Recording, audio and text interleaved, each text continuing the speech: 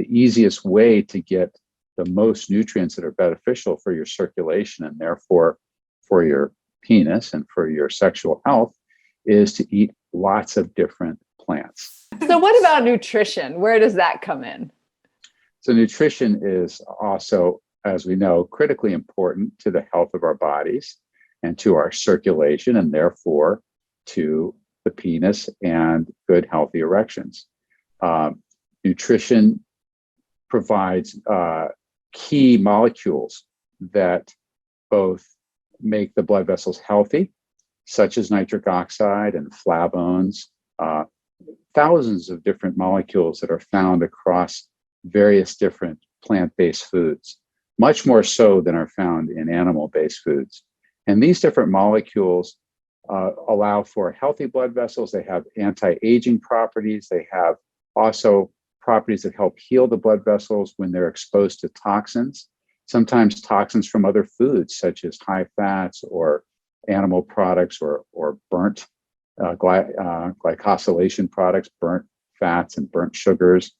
So these nutrients not only help the blood vessels to be healthy, but they also play defense for the blood vessels. And the easiest way to get the most nutrients that are beneficial for your circulation and therefore for your penis and for your sexual health is to eat lots of different plants. And so a plant-based diet that incorporates lots of different plants ensures, and when I say plants, I mean vegetables and fruits and nuts and legumes, et cetera.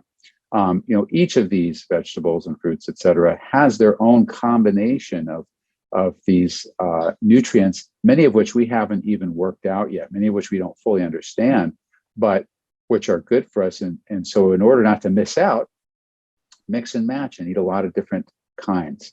And that's your most straightforward way to check off that nutrition box. The somewhat now famous scene from the Game Changers with the college athletes, where they ate a different diet and their erections were measured when they were sleeping. And I realized it's just three guys and it wasn't, a long-standing, study over 20 years with 1,000, 2,000 people. But what did the results mean to you? And did you think that was going to go that way? Yeah. Based on all of your experience. Okay. Sure. The results were really surprising to me. I did not expect that this experiment would actually show anything. And I actually was very resistant to even shooting the scene because I thought it would be a waste of time and money for the producers. And it was only very reluctantly that I said, well, if you guys want to waste your time and money, we'll give it a try, because I don't know for sure that it won't work. I suppose it's possible, but I doubt it. And so really, it was in the 11th hour of this film that we did this experiment. Just to kind of make that a little more in focus, they had to turn it into the Sundance Film Festival, I think in early September. And so 3 weeks before it had to be turned in, I called up James Wilkes, and I was on vacation in Florida with my family, and it was in the middle of the week of vacation. And I was like, James, you want to just go for it? Let's just go for it. When I got back that Monday, we had a film crew in the office. We had the 3 athletes, and we shot that week, and it had to be in Sundance 2 weeks later. That's how last minute this was. And the reason I didn't think that this experiment would show anything is because we think of erectile dysfunction as a consequence of aging, of lifestyle choices, a gradual deterioration. And so to be able to see the effects of a single meal on erections, to me, didn't seem likely. I mean, I suppose you could see things at a molecular level if you had some way of drawing blood, measuring it, as you went along.